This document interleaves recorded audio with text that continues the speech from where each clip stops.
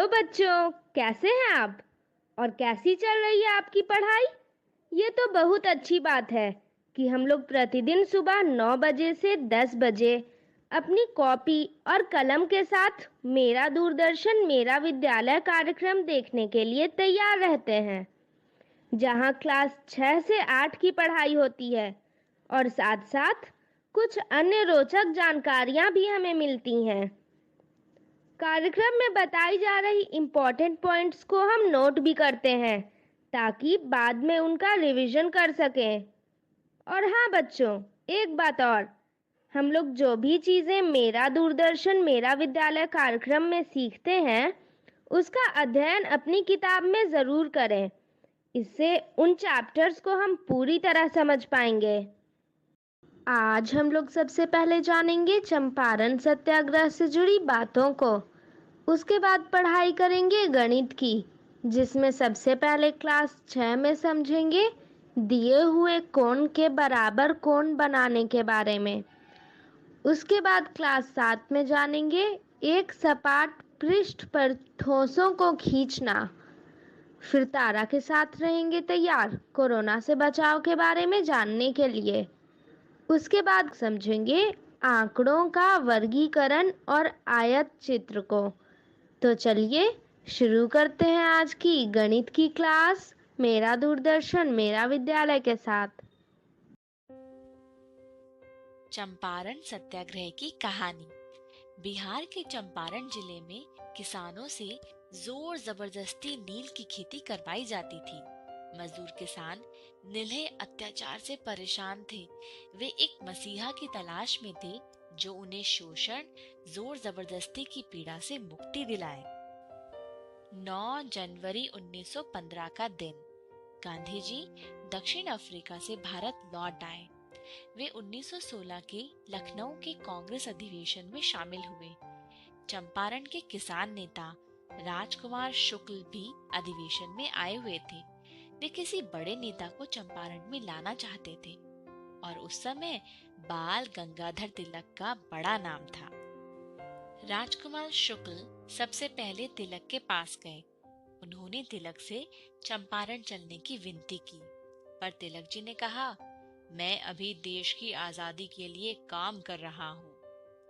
फिर शुक्ल जी मदन मोहन मालवीय से मिले और उन्होंने कहा, हम सभी देश की आजादी के संघर्ष में लगे, इससे चंपारण की समस्या का भी हल निकलेगा। निराश होकर वो गांधी जी के पास गए। उन्होंने चंपारण की समस्या बतलानी चाहिए, परंतु उन्हें अवसर ही नहीं मिला। फिर शुक्ल जी ब्रज किशोर बाबू के साथ गांधी जी से मिले, पर गांधी जी ने कहा, बिना देखे और पूरी बात जाने मैं कुछ नहीं कर सकता। राजकुमार शुक्ल की लगातार कोशिश के बाद गांधी जी ने एक दिन चंपारण आने का वादा किया। लखनऊ अधिवेशन के बाद गांधी जी कानपुर गए। शुक्ल जी वहां भी लगे रहे। गांधी जी गणेश शंकर विद्यार्थी से मिलने कानपुर गए थे और वहां शुक्ल जी गांधी जी से मिले और उन्होंने कहा कि यहाँ से चंपारण नजदीक है, कृपया चलिए। गांधी जी ने उन्हें अपना कलकत्ता का कार्यक्रम बताया और उन्होंने कलकत्ता से सीधे चंपारण आने की बात कही। आज के लिए इतना ही। अगली बार हम जानेंगे कि जब गांधी जी बिहार पहुंचे तो उन्होंने काम किस तरीके से शुरू किया। आज हम सीखेंगे एक दिए हुए कोण के बराबर कोण बनाना।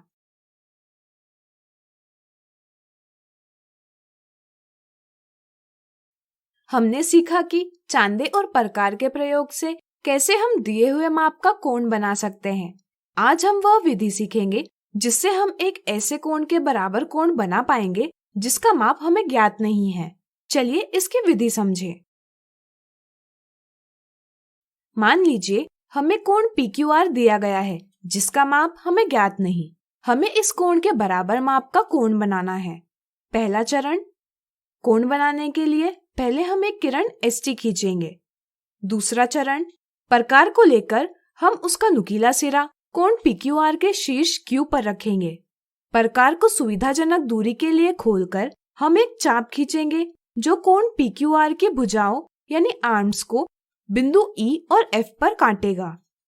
तीसरा चरण, प्रकार में ली गई दूरी को समान रखकर हम उसका नुकीला सिरा S पर रखेंगे और किरण ST को बिंदु J पर काटता चाप खींचेंगे। चौथा चरण, अब हम प्रकार का नुकीला सिरा बिंदु E पर रखेंगे और प्रकार को E से F तक की दूरी के लिए खोलेंगे। पांचवा चरण, प्रकार की दूरी में बिना कोई बदलाव किए हम उसका नुकीला सिरा बिंदु J पर रखेंगे और पिछले चाप को बिंदु R पर काटता चाप खींचेंगे। छठा चरण, अब हम शीर्ष S और बिंदु R को जोड़ेंगे और किरण SR खींचेंगे। इससे हमें प्राप्त होगा कोण RST, जो कि कोण PQR के बराबर है। तो आज हमने सीखा एक दिए हुए कोण के बराबर कोण बनाना। अगले वीडियो में इससे जुड़े कुछ मजेदार उदाहरण देखेंगे। आज हम देखेंगे एक दिए हुए कोण के बराबर कोण बनाने से संबंधित उदाहरण।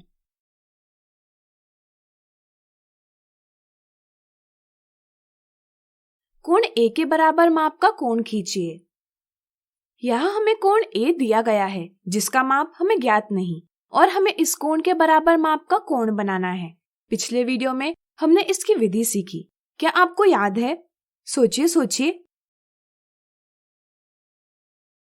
चलिए हम बताते हैं। पहला चरण, कोण बनाने के लिए पहले हम एक किरण J के खींचेंगे। दूसरा चरण, प्रकार को लेकर हम उसका नुकीला सिरा शीर्ष यानी वर्टेक्स A पर रखेंगे। फिर हम प्रकार को सुविधाजनक दूरी के लिए खोलेंगे और कोण A की भुजाओं को बिंदु R और F पर काटता चाप खींचेंगे। तीसरा चरण, अब हम बिंदु J को शीर्ष लेकर प्रकार का नुकीला सिरा J पर रखेंगे और दूरी में बदलाव किए बिना चाप खींचेंगे जो JK को O बिंदु पर प्रतिच्छेद करेगा। चौथा चरण, अब हम प्रकार का नुकीला सिरा बिंदु R पर रखेंगे और प्रकार को R से F तक की दूरी के लिए खोलेंगे। पांचवा चरण, प्रकार की दूरी में बिना कोई बदलाव किए हम उसका नुकीला सिरा बिंदु O पर रखेंगे और पिछले चाप को बिंदु P पर काटता हुआ चाप खींचेंगे। छठा चरण, अब हम शीर्ष J को बिंदु P से जोड़ेंगे और किरण JP खींचेंगे। इससे हमें प्राप्त होगा कोण J, जो कि कोण A के बराबर है। अगला उदाहरण, 110 डिग्री माप वाले कोण की रचना कीजिए। इस कोण के बराबर रूलर और प्रकार यानी कंपास की सहायता से एक कोण बनाइए। यहाँ हमें एक 110 डिग्री के माप का कोण बनाना है। यहाँ हमें कोण का माप पता है, तो क्या आप दिए हुए माप से कोण बना पाएंगे? सोचिए सोचिए। बिल्कुल सही, इसे हमने पिछले एक वीडियो में पढ़ा है। चलिए इसका अवलोकन करते हुए 110 डिग्री का कोण बनाएं। पहले हम किसी भी माप की एक किरण खींचेंगे। इसे नाम दीजिए BC। यहाँ हम चांदे का प्रयोग करेंगे। अब हम चांदे को किरण BC पर इस प्रकार रखेंगे जैसे कि चांदे का केंद्र बिंदु B पर हो और शून्य किनारा किरण BC के अनुदिश हो। जैसे कि यहाँ हमें 110 डिग्री की माप करनी है, तो हम प्रारंभ करेंगे शून्य से जो बिंदु C से नजदीक है। अब हम 110 डिग्री के सम्मुख एक बिंदु अंकित करेंगे और उसे नाम देंगे A। फिर हम बिंदु A और बिंदु B को मिलाएंगे। इससे हमें 110 डिग्री माप का कोण ABC प्राप्त होगा। अब हमें रूलर और प्रकार की सहायता से कोण ABC के बराबर का कोण बनाना है। इसके लिए हम एक रेखा A खींचेंगे और उस पर बिंदु F अंकित करेंगे। अब हम प्रकार के नुकीले सिरे को बिंदु B पर रखकर एक चाप खींचेंगे जो कोण ABC की भुजाओं को बिंदु X और Y पर काटेगा। इसके बाद हम प्रकार के फैलाव में बिना कोई परिवर्तन किए इसके नुकीले सिरे को बिंदु F पर रखेंगे और एक चाप खींचेंगे जो रेखा A को बिंदु G पर काटेगा। अब हम प्रकार में XY के बराबर दूरी लेंगे। इस दूरी के साथ हम प्रकार के नुकीले सिरे को बिंदु G पर रखेंगे। एक और चाप खींचेंगे जो पिछले चाप को बिंदु E पर काटेगा। इसके बाद हम बिंदु F और E को मिलाकर FE नाम की किरण बनाएंगे। अब हमें कोण EFG प्राप्त हुआ है जिसका माप कोण ABC के बराबर है। अगर हम चांदे को कोण F पर रखेंगे तो हम देखेंगे कि कोण EFG का माप भी 110 डिग्री ही है। यह सत्यापित करता है कि बनाया हुआ कोण EFG कोण ABC के बराबर है। तो आज हमने देखे एक दिए हुए कोण के बराबर कोण बनाने से संबंधित उदाहरण। अगले वीडियो में इससे जुड़ी कुछ गलतियों को समझेंगे। आज हम देखेंगे एक दिए हुए कोण के बराबर कोण बनाने से संबंधित कुछ गलतियां।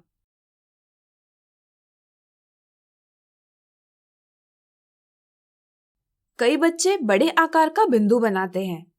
बिंदु बड़ा होने से सटीक माप लेने में कठिनाई होती है। साथ ही साथ प्रकार यानी कंपास का नुकीला सिरा सटीक स्थान पर नहीं रखा जाता।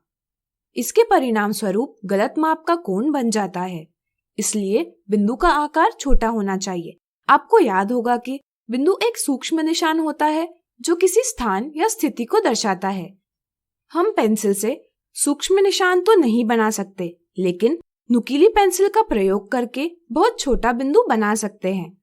ध्यान रहे, जितना छोटा बिंदु उतने सटीक प्रकार का नुकीला सिरा ठीक स्थान पर रखा जा सकता है और तब कोण बनाते समय गलती होने की संभावना कम हो जाती है। इसलिए ध्यान रहे, जब भी बिंदु बनाए छोटा बनाए। प्रकार के उपयोग संबंधित कुछ महत्वपूर्ण बातों का हमें ध्यान रखना चाहिए, जैसे प्रकार की नुकीली भुजा और पेंसिल वाली भुजा की लंबाई बराबर होनी चाहिए। प्रकार का स्क्रू टाइट होना चाहिए जिससे कि ली गई दूरी में परिवर्तन ना हो। पेंसिल भी प्रकार में ठीक प्रकार से निश्चित करनी चाहिए ताकि चाप या वृत्त खींचते समय वह सरके नहीं। वृत्त खींचने के लिए प्रकार के इस भाग को एक ही हाथ के तर्जनी उंगली और अंगूठे के बीच में इस प्रकार पकड़ा जाता है। फिर कंपास धीरे धीरे घुमाते हुए वृत्त खींचा जाता है। ध्यान रहे, प्रकार निश्चित बिंदु पर सटीक होना चाहिए तथा चाप या वृत्त खींचते समय प्रकार अपने निश्चित स्थान से न सरके, इस पर विशेष ध्यान देना चाहिए। इसी के साथ चलिए जानते हैं प्रकार के फैलाव में परिवर्तन से संबंधित गलती। कई बार प्रकार का प्रयोग सावधानी से नहीं किया जाता।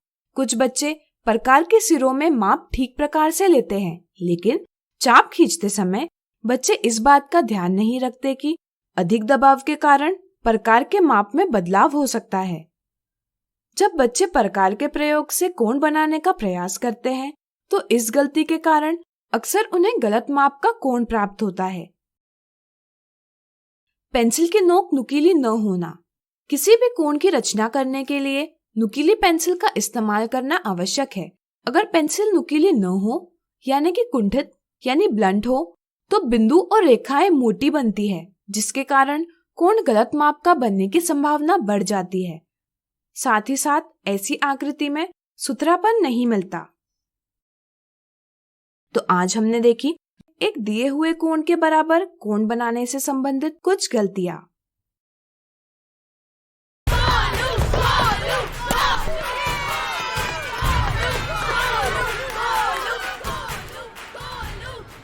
बैटिंग तो अर्जुन कर रहा है, तो सब गोलू के लिए क्यों चीयर कर रहे हैं?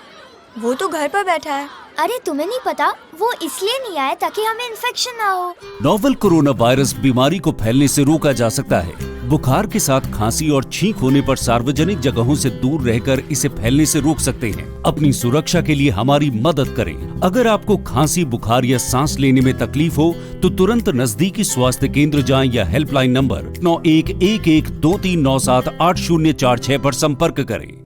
आज हम देखेंगे एक सपाट पृष्ठ पर ठोसों को खींचने के उदाहरण।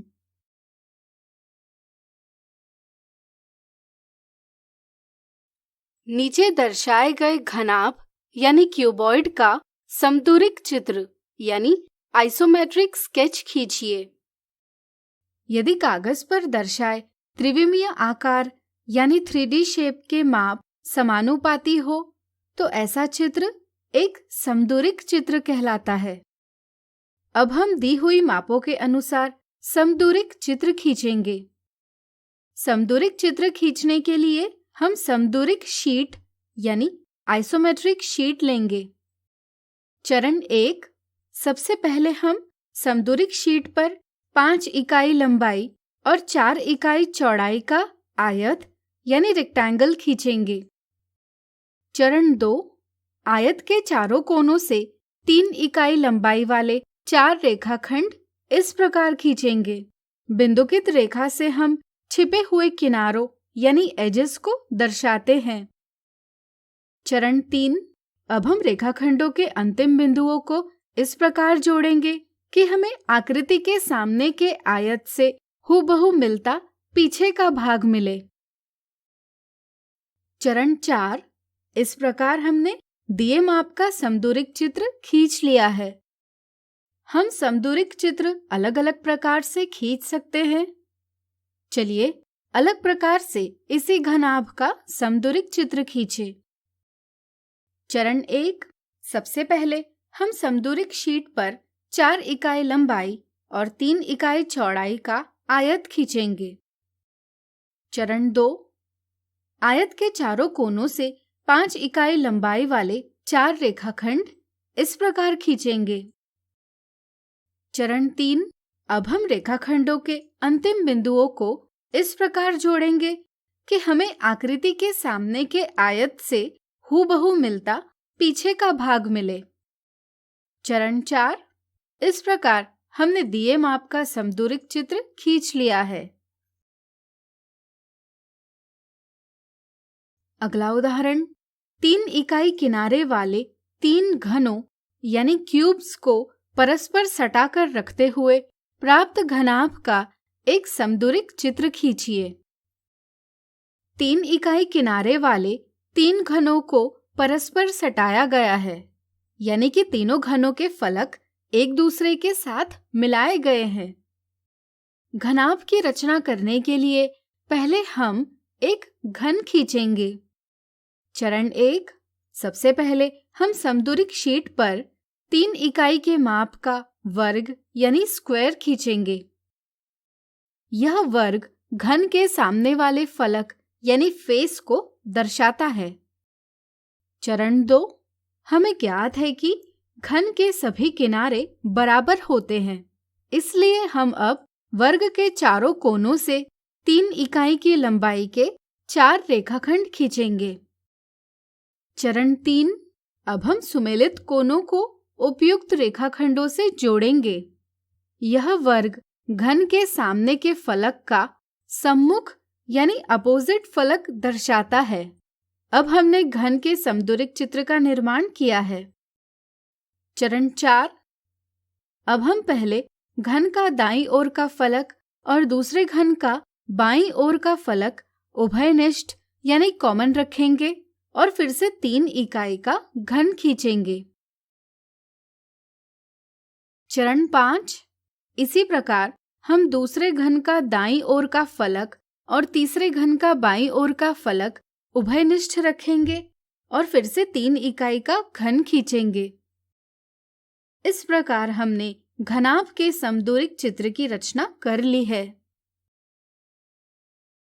अगला उदाहरण, दर्शाए गए समदूरिक चित्र से तिर्यक चित्र यानी ऑब्लिक स्केच खींचिए। तिर्यक चित्र खींचने के लिए हम वर्गांकित कागज का प्रयोग करेंगे। चरण 1, सबसे पहले हम वर्गांकित कागज पर सामने का फलक खींचेंगे। यह हम इस प्रकार करेंगे। चरण 2, अब हम सामने के फलक का सम्मुख फलक खींचेंगे। यह फलक हम इस प्रकार खींचेंगे कि उसका माप सामने के फलक के बराबर हो, लेकिन वह सामने के फलक की तुलना में कुछ खिसका हुआ हो। चरण 3, इसके बाद हम दोनों फलकों के संगत कोनों यानी करस्पॉन्डिंग कॉर्नर्स को जोड़ेंगे। चरण 4, अब हम छिपे हुए किनारों को बिंदुकित रेखा से दर्शाएंगे। यहाँ हमने दर्शाए गए समदूरिक चित्र से तिर्यक चित्र खींच लिया है। तो आज हमने देखे एक सपाट पृष्ठ पर ठोसों को खींचने के उदाहरण। अगले वीडियो में देखेंगे इनसे जुड़ी कुछ मिथ्या धारणाएं। आज हम देखेंगे एक सपाट पृष्ठ पर ठोसों को खींचने से संबंधित कुछ मिथ्या धारणाएं।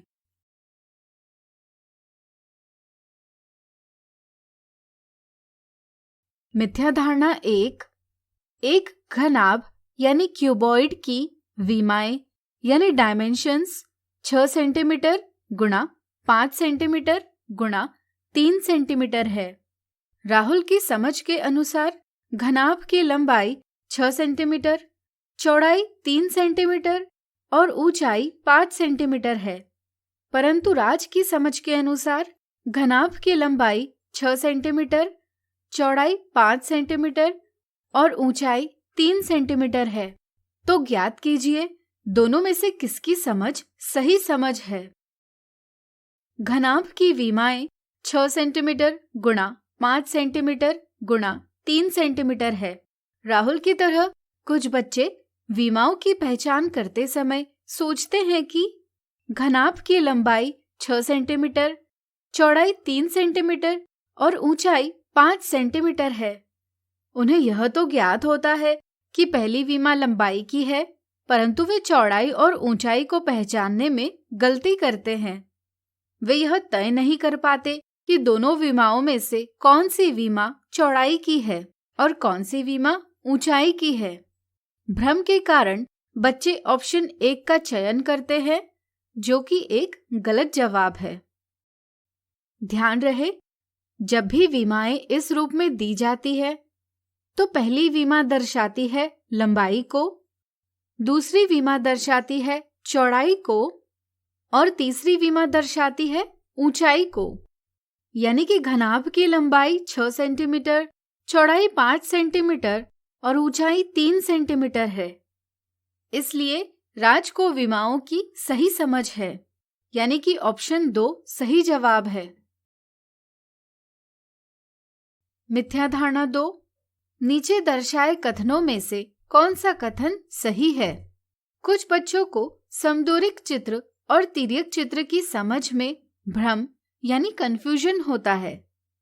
वे सोचते हैं कि तिर्यक चित्र में माप समानुपाती होते हैं, इस कारण वे ऑप्शन 2 जवाब देते हैं, जो कि एक गलत जवाब है। ध्यान रहे, तिर्यक चित्र में माप समानुपाती नहीं होते, समदूरिक चित्र में माप समानुपाती होते हैं। इसलिए सही जवाब है ऑप्शन 1। तो आज हमने देखी एक सपाट पृष्ठ पर ठोसों को खींचने से संबंधित कुछ मिथ्या धारणाएं।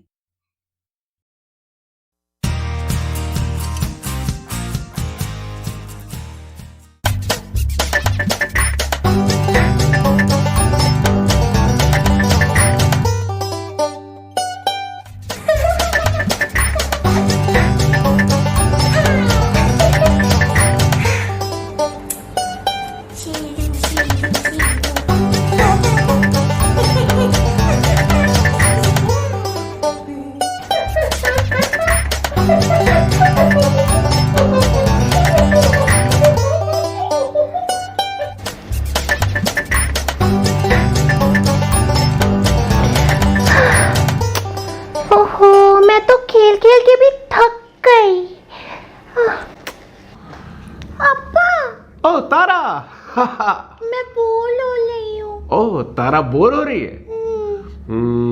तो ठीक है तारा, चलो एक क्विज खेलते हैं। क्विज? हाँ, मैंने तुम्हें कोरोना वायरस के बारे में बताया था ना। देखे तुम्हें याद है कि नहीं? मुझे सब याद है अब्बा, आपने मुझे बताया तो है। ठीक है, तो हो जाए कोरोना क्विज। हो जाए। तो बताओ कोरोना क्या है? कोरोना? इजी। कोरोना एक तरह का विषाणु है, वायरस, जिसके कारण इंसान बीमार हो सकते हैं, उन्हें सांस लेने में मुश्किल हो सकती है और वो मर भी सकते हैं। ये बताओ कि कोरोना कैसे फैलता है? अगर किसी को कोरोना है तो उसके खांसते या छींकते वक्त उसके मुंह और नाक से जो बूंदें निकलती है ना, उससे ये रोग फैलता है। बिल्कुल सही तारा। और इस वायरस का नाम कोरोना क्यों है? आपने बताया था। हाँ, याद आ गया। कोरोना शब्द का मतलब है क्राउन यानी मुकुट, क्योंकि इस वायरस के कणों के इर्द गिर्द ऐसे उभरे हुए कांटे जैसे होते हैं, जिसकी वजह से ये मुकुट या क्राउन जैसा लगता है, इसलिए इसे कोरोना नाम दिया गया। और कितने दिनों में कोरोना इन्फेक्शन के लक्षण दिखाई देते हैं? 2 से 14 दिनों में। करेक्ट, बिल्कुल सही। और इस बीमारी के लक्षण है क्या क्या तारा? अप्पा, ये वायरस किसी के अंदर जाए तो बुखार, खांसी, गले में खलाश और सांस लेने में दिक्कत हो सकती है। वाह, इसे तो सब कुछ याद है। बहुत अच्छे तारा, बहुत अच्छे। थैंक्स अप्पा। पर अब देखते हैं कि आप कोरोना क्विज में कितने नंबर लाते हैं। ओके, ठीक है, पूछो। तो बताइए कि कोरोना वायरस से सबसे ज्यादा खतरा किसको किसको है? जो ऐसी जगह की यात्रा करके आए हैं जहां ये वायरस फैला है, कोरोना से बीमार लोगों के संपर्क में आए लोग, 60 साल से ऊपर के बुजुर्ग लोग जो पहले से बीमार हैं। अच्छा अप्पा, इससे ठीक तो हो सकते हैं ना? देखो तारा, वैसे तो इसके 80% मामले घर में देखभाल से ही ठीक हो जाते हैं, पर यह बात याद रखना कि इसकी कोई दवा या वैक्सीन अभी तक नहीं बनी है, इसलिए इससे बच के रहना है, ठीक है? हाँ, मुझे पता है इससे कैसे बचेंगे। तारा, तुम्हें सब कुछ पता है, बोलो कैसे? हाथों को बार बार साबुन और साफ पानी से अच्छी तरह धोना।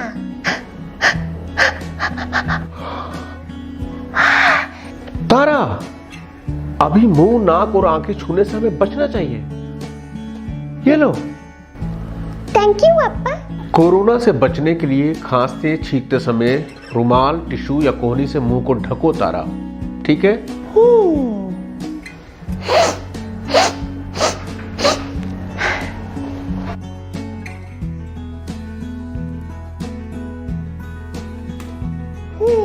और हाँ अप्पा, खांसी, बुखार और सांस लेने में तकलीफ हो तो पहले स्वास्थ्य केंद्र की हेल्पलाइन पर संपर्क करना है और उनकी सलाह के अनुसार डॉक्टर को दिखाना है ना? हाँ, और ये सब खत्म होने तक घर पर ही रहना है, सबसे अलग। तो इसी बात पर मिलाइए आप। हाँ? तारा, ये क्या कह रही हो? कोरोना से बचने के लिए किसी से भी हाथ नहीं मिलाना, सभी को हाथ जोड़कर नमस्ते करो। नमस्ते, ऐसे सभी को हाथ जोड़कर नमस्ते करो और 1 मीटर की दूरी से बात करनी है, ठीक है? बताओ इसको क्या कहते हैं? हाँ हाँ अप्पा, इसे कहते हैं सोशल सोशल डिस्टेंसिंग, दूसरों से सुरक्षित दूरी। सही बात बताने के लिए थैंक यू अप्पा। हाँ तारा, गलत बातों और अफवाहों पर ध्यान मत दो, नहीं तो कोरोना से बच नहीं पाएंगे हम तारा। तो आपको भी अब कोरोना के बारे में सब सही बातें पता है ना? हाँ? हम आपको ये बता रहे हैं क्योंकि हम ख्याल रखते हैं। आज हम सीखेंगे आंकड़ों का वर्गीकरण और आयत चित्र।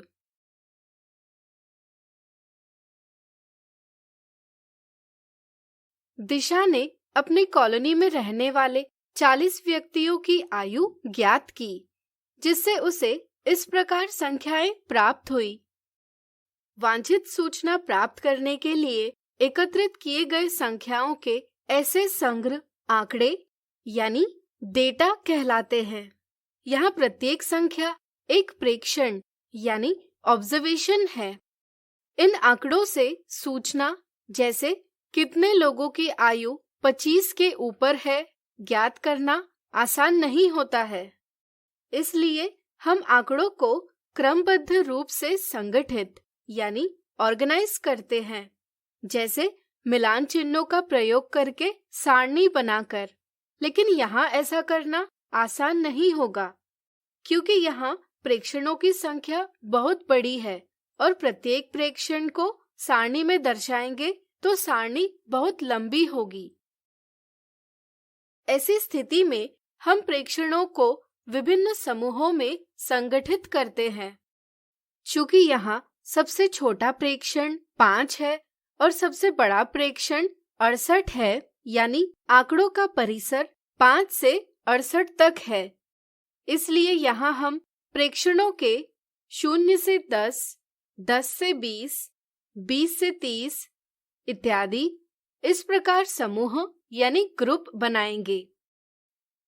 प्रत्येक समूह को हम एक वर्ग अंतराल यानी क्लास इंटरवल या संक्षेप में वर्ग यानी क्लास कहते हैं।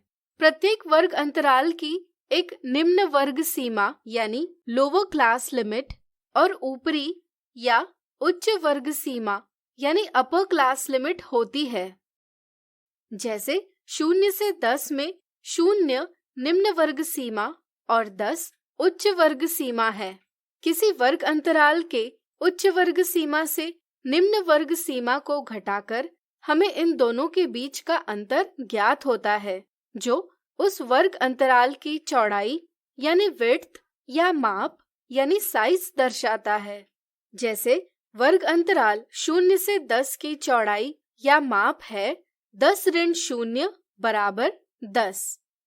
इसी तरह वर्ग अंतराल 20 से 30 की माप भी होगी 30-20 बराबर 10। इसी तरह यहाँ सभी वर्ग अंतरालों की माप 10 है।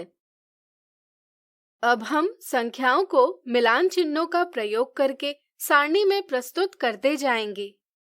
यहाँ प्रेक्षण 5 वर्ग अंतराल 0 से 10 में सम्मिलित है, इसलिए हम 0 से 10 की पंक्ति में एक मिलान चिन्ह बनाकर इसे सारणी में प्रस्तुत करेंगे। अब चलिए प्रेक्षण 10 की बात करते हैं। हम देखते हैं कि 10 वर्ग अंतराल 0 से 10 और 10 से 20 दोनों में सम्मिलित है, लेकिन एक प्रेक्षण केवल एक ही वर्ग अंतराल में सम्मिलित हो सकता है। इस स्थिति से बचने के लिए हम एक नियम अपनाते हैं कि उभयनिष्ठ प्रेक्षणों को उच्चतर वर्ग अंतराल में प्रस्तुत किया जाएगा। जैसे यहाँ हम 10 को उच्चतर वर्ग अंतराल 10 से 20 में सम्मिलित करेंगे और इसके लिए मिलान चिन्ह बनाएंगे। तो बताइए प्रेक्षण 40 कौन से वर्ग अंतराल में सम्मिलित होगा? सोचिए सोचिए। बिल्कुल सही, यह वर्ग अंतराल 40 से 50 में सम्मिलित होगा, 30 से 40 में नहीं। इसलिए हम 40 को प्रस्तुत करने के लिए वर्ग अंतराल 40 से 50 में मिलान चिन्ह बनाएंगे। इसी तरह हम सभी आंकड़ों को मिलान चिन्हों के प्रयोग से सारणी में प्रस्तुत करेंगे। अब यहाँ देखिए, वर्ग अंतराल 0 से 10 के लिए 2 मिलान चिन्ह बनाए गए हैं। क्या आप बता सकते हैं कि इससे आपको क्या ज्ञात होता है? सोचिए सोचिए। चलिए हम बताते हैं। ये 2 मिलान चिन्ह प्रेक्षण 5 और प्रेक्षण 8 को दर्शाते हैं।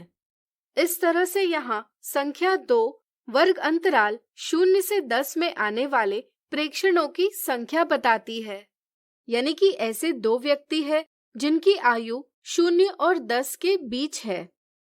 इसे हम वर्ग अंतराल 0 से 10 की बारंबारता यानी फ्रीक्वेंसी कहते हैं। इसी तरह आप इस प्रकार से इन सभी वर्ग अंतरालों की बारंबारता लिख सकते हैं।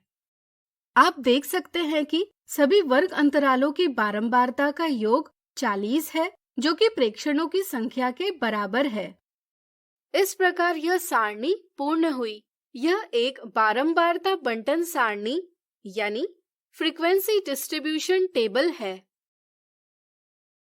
चूंकि हमने प्रस्तुत आंकड़ों को वर्गीकृत किया है, इसलिए अब इन्हें हम वर्गीकृत आंकड़े यानी ग्रुप्ड डेटा कहते हैं और प्राप्त बंटन को एक वर्गीकृत बारंबारता बंटन यानी ग्रुप्ड फ्रीक्वेंसी डिस्ट्रीब्यूशन कहते हैं।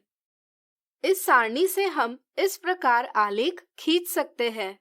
इस आलेख में क्षैतिज अक्ष पर वर्ग अंतरालों को दर्शाया गया है, जैसे 0 से 10, 10 से 20 इत्यादि।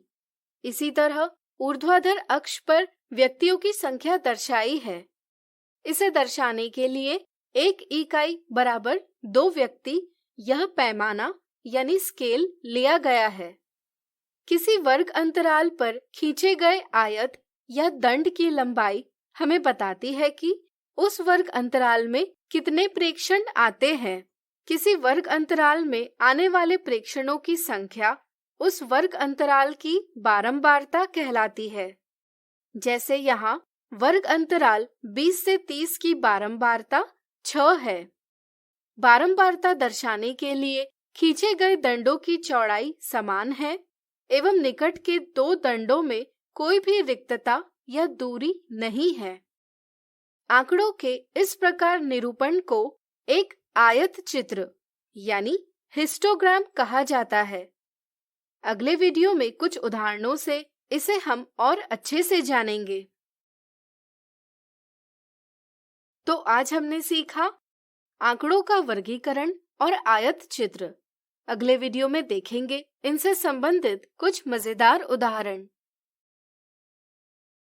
आज हम देखेंगे आंकड़ों के वर्गीकरण और आयत चित्र से संबंधित कुछ मजेदार उदाहरण।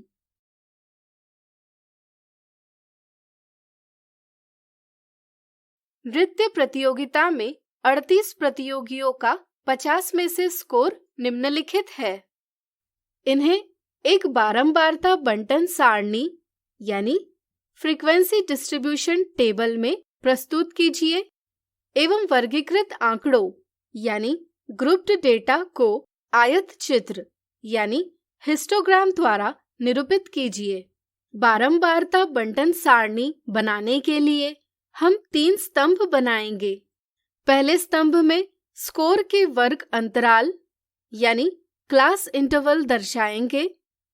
दूसरे स्तंभ में मिलान चिन्ह यानी टेलीमार्क्स और तीसरे स्तंभ में प्रतियोगियों की संख्या दर्शाएंगे जो वर्ग अंतराल की बारंबारता यानी फ्रीक्वेंसी दर्शाएगी। अब हम वर्ग अंतराल चुनेंगे। क्या आप बता सकते हैं कि यहाँ हमें वर्ग अंतराल क्या लेना होगा? सोचिए सोचिए। चलिए हम बताते हैं। हम देखते हैं कि सबसे छोटा प्रेक्षण यानी ऑब्जर्वेशन 21 है तथा सबसे बड़ा प्रेक्षण 48 है। इसलिए हमें वर्ग अंतराल इस प्रकार बनाने होंगे कि हम इन संख्याओं को प्रस्तुत कर पाए। जैसे यहाँ हम इस प्रकार वर्ग अंतराल बनाएंगे। आप देख सकते हैं कि यहाँ वर्ग माप यानी क्लास साइज समान है। आप इस प्रकार भी वर्ग अंतराल बना सकते हैं, लेकिन पहली स्थिति से हमें अधिक स्पष्ट रूप से सूचना प्राप्त हो सकती है। फिर हम एक एक करके स्कोर देखते जाएंगे और उसे उचित वर्ग अंतराल में मिलान चिन्ह के प्रयोग से प्रस्तुत करते जाएंगे। यहाँ 25 इन 2 वर्ग अंतरालों में सम्मिलित है। ध्यान रहे, उभयनिष्ठ प्रेक्षण हमेशा उच्चतर वर्ग अंतराल में सम्मिलित होगा। इसलिए 25 को हम वर्ग अंतराल 25 से 30 में निरूपित करेंगे। इस प्रकार हम सभी संख्याओं के लिए मिलान चिन्ह बना लेंगे। इसके बाद हम मिलान चिन्हों की गिनती करेंगे जिससे हमें वर्ग अंतराल की बारंबारता ज्ञात होगी। इसे हम तीसरे स्तंभ में अंकित करेंगे। इस प्रकार हमने बारंबारता बंटन सारणी बना ली है। चलिए अब बारंबारता बंटन सारणी की सहायता से एक आयत चित्र खींचते हैं। कागज पर 2 परस्पर लंब रेखाएं खींचे। क्षैतिज रेखा x अक्ष और ऊर्ध्वाधर रेखा y अक्ष है।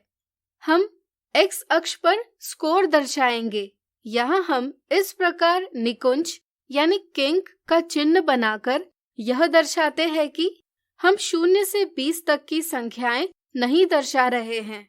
यहाँ प्रत्येक वर्ग अंतराल के उच्च वर्ग सीमा यानी अपर क्लास लिमिट और निम्न वर्ग सीमा यानी लोअर क्लास लिमिट में अंतर यानी कि प्रत्येक वर्ग अंतराल की चौड़ाई यानी विड्थ या माप यानी साइज समान है। इसलिए हम क्षैतिज अक्ष पर समान दूरी रखते हुए वर्ग अंतराल अंकित करेंगे। इसी प्रकार हम 1 इकाई बराबर 2 प्रतियोगी पैमाना लेकर y अक्ष पर बारंबारता यानी प्रतियोगियों की संख्या दर्शाएंगे। बारंबारता बंटन सारणी में सबसे बड़ी बारंबारता 10 है, इसलिए हम y अक्ष पर प्रतियोगियों की संख्या इससे 1 इकाई अधिक यानी कि 12 पर समाप्त कर सकते हैं। अब हम प्रत्येक वर्ग अंतराल की बारंबारता दंडों की लंबाई के रूप में दर्शाएंगे। जैसे वर्ग अंतराल 20 से 25 की बारंबारता दर्शाने के लिए एक दंड खींचेंगे जिसकी लंबाई से 7 प्रतियोगियों को निरूपित करेंगे। इसी तरह हम सभी वर्ग अंतरालों की बारंबारता दर्शाएंगे। ध्यान रहे, दंडों की चौड़ाई हम समान रखेंगे तथा दंडों के बीच कोई भी दूरी नहीं रखेंगे। इससे हमें आयत चित्र प्राप्त होगा। अगला उदाहरण, दर्शाए गए आयत चित्र को पढ़कर ज्ञात कीजिए। यह आयत चित्र क्या सूचना प्रदर्शित करता है? दर्शाए गए आयत चित्र में कक्षा 8वीं के कितने विद्यार्थी कितने घंटे पढ़ाई में व्यतीत करते हैं, यह दर्शाया गया है। 4 या 4 से अधिक घंटे पढ़ाई करने वाले विद्यार्थियों की संख्या ज्ञात कीजिए। यहाँ 2 वर्ग अंतराल 4 से 6 और 6 से 8 उन विद्यार्थियों की संख्या निरूपित करते हैं जो 4 घंटों से अधिक घंटे पढ़ाई करते हैं। वर्ग अंतराल 4 से 6 और इसकी लंबाई को देखकर पता चलता है कि ऐसे 20 विद्यार्थी हैं जो 4 या इससे अधिक लेकिन 6 से कम घंटे पढ़ाई करते हैं। इसी तरह वर्ग अंतराल 6 से 8 और इसकी लंबाई से पता चलता है कि ऐसे 5 विद्यार्थी हैं जो 6 या इससे अधिक लेकिन 8 से कम घंटे पढ़ाई करते हैं। इस तरह से 4 या 4 से अधिक घंटे पढ़ाई करने वाले विद्यार्थियों की संख्या 20-5 बराबर 25 है। तो आज हमने आंकड़ों के वर्गीकरण और आयत चित्र से संबंधित कुछ उदाहरण देखे। अगले वीडियो में हम इनसे जुड़ी मिथ्या धारणा और साधारण गलतियां देखेंगे। नमस्कार, आप सभी लोगों का भारतीय रिजर्व बैंक पटना की ओर से हार्दिक स्वागत है।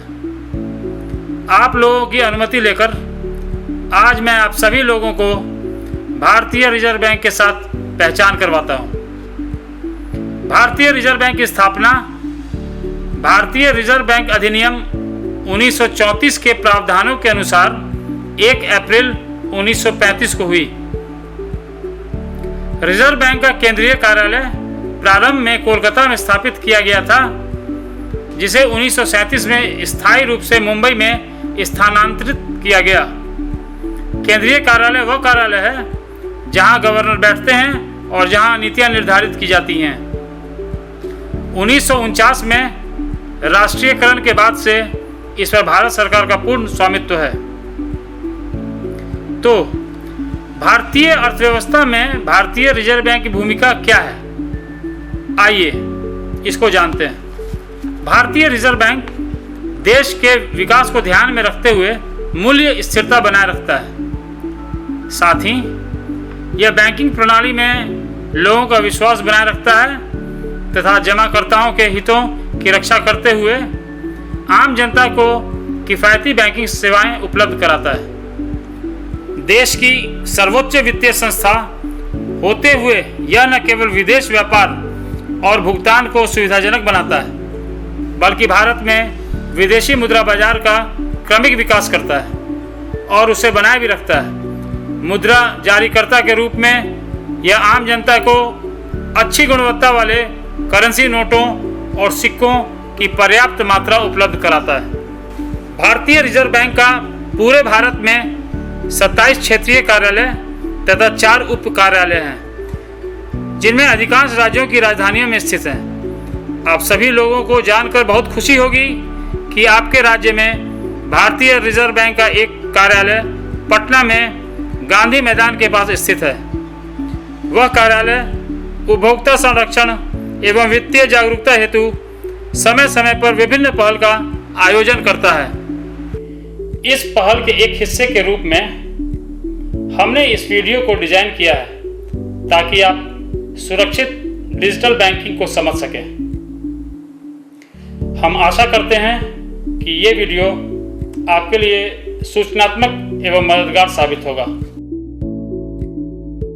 आरबीआई कहता है सुरक्षित डिजिटल लेन देन आपके घर की सुरक्षा से किया जा सकता है।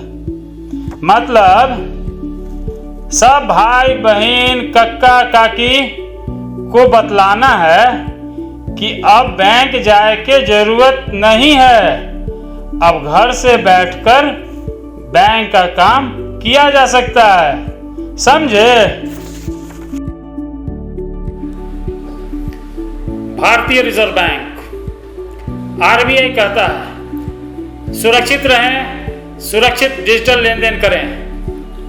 इसको ऐसे समझिए आप लोग, ओटीपी जो लेन देन के समय आपके मोबाइल पर आता है उसको साझा नहीं करना है, उसको किसी को नहीं बताना है, चाहे वो घर के लोग ही क्यों ना हो।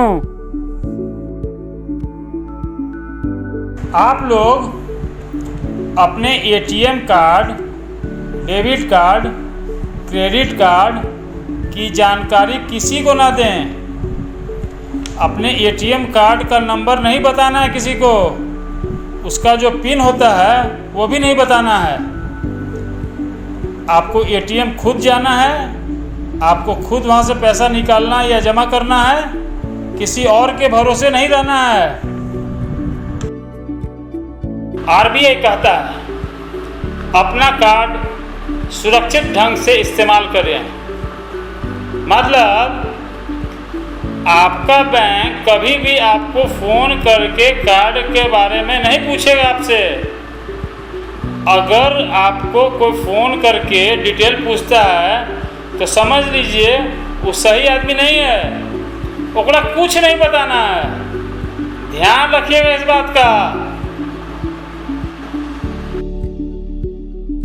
आप लोग कभी भी अपना password, pin, OTP, CVV, UPI pin इत्यादि किसी के साथ शेयर ना करें। जैसे पहले हम बताया आपको, पहले के आप स्लाइड में देखिएगा, आपको बताए थे पासवर्ड के बारे में, पिन के बारे में, ओटीपी के बारे में। उसी तरह इसमें हम आपको बता रहे हैं सीवीवी के बारे में। हर कार्ड के पीछे, चाहे वो डेबिट कार्ड हो चाहे वो क्रेडिट कार्ड हो, उसके पीछे एक मैग्नेटिक स्ट्राइप होता है काले रंग का, उसके ऊपर 3 अंक का एक सीवीवी नंबर लिखा रहता है, जिसको हम लोग इंटरनेट से कोई ट्रांजैक्शन करते हैं ना, तो उससे में हम लोग यूज़ करते हैं। उसको किसी को नहीं बताना है, कोई फ़ोन करके पूछेगा उसको नहीं बताना है।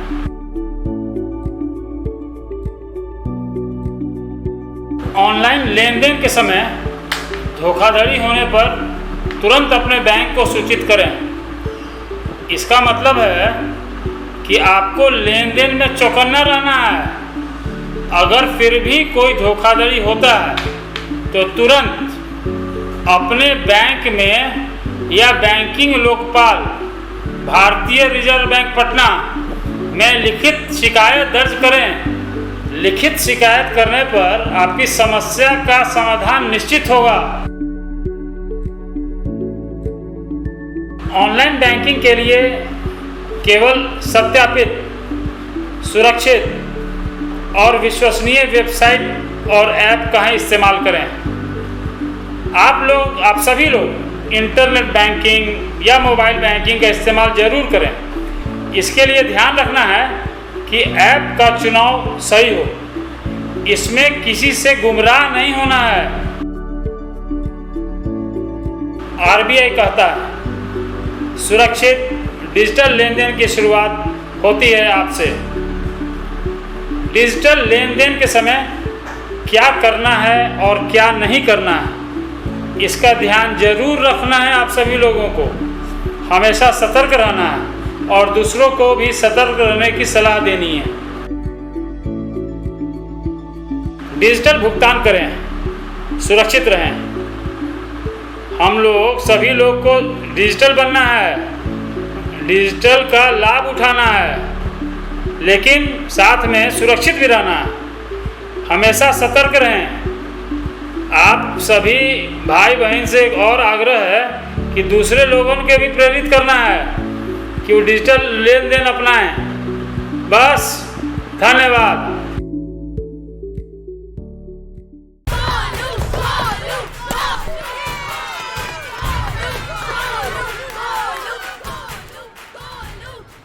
बैटिंग तो अर्जुन कर रहा है, तो सब गोलू के लिए क्यों चीयर कर रहे हैं? वो तो घर पर बैठा है। अरे तुम्हें नहीं पता, वो इसलिए नहीं आया ताकि हमें इन्फेक्शन ना हो। नोवेल कोरोना वायरस बीमारी को फैलने से रोका जा सकता है। बुखार के साथ खांसी और छींक होने पर सार्वजनिक जगहों से दूर रहकर इसे फैलने से रोक सकते हैं। अपनी सुरक्षा के लिए हमारी मदद करें। अगर आपको खांसी, बुखार या सांस लेने में तकलीफ हो तो तुरंत नजदीकी स्वास्थ्य केंद्र जाएं या हेल्पलाइन नंबर 911123978046 पर संपर्क करें।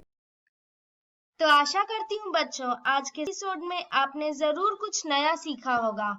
आप अपने विचार हमें स्क्रीन पर दिए गए व्हाट्सएप नंबर 9431043527 या ईमेल आईडी bepcddprogram@gmail.com पर भेज सकते हैं। और हाँ, आप मेरा दूरदर्शन मेरा विद्यालय कार्यक्रम को कभी भी बिहार शिक्षा परियोजना परिषद के YouTube चैनल पर देख सकते हैं। इसके लिए सर्च करें BEPC मेरा दूरदर्शन मेरा विद्यालय और कार्यक्रम को देखें, इम्पोर्टेंट पॉइंट्स को नोट करें और क्वेश्चंस हल करें। इसके अलावा इसके सारे एपिसोड बिहार शिक्षा परियोजना परिषद की वेबसाइट पर डिजिटल लर्निंग सेक्शन में भी उपलब्ध है। विजिट करें www.bepcssa.in।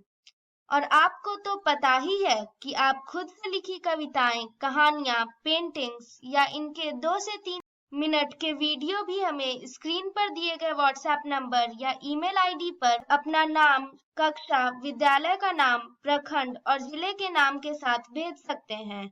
हम चुने गए एंट्रीज को आने वाले एपिसोड में प्रसारित भी करेंगे। तो घर पर रहें, पढ़ते रहें, बढ़ते रहें। मिलते हैं अगले एपिसोड में। बाय बाय बच्चों।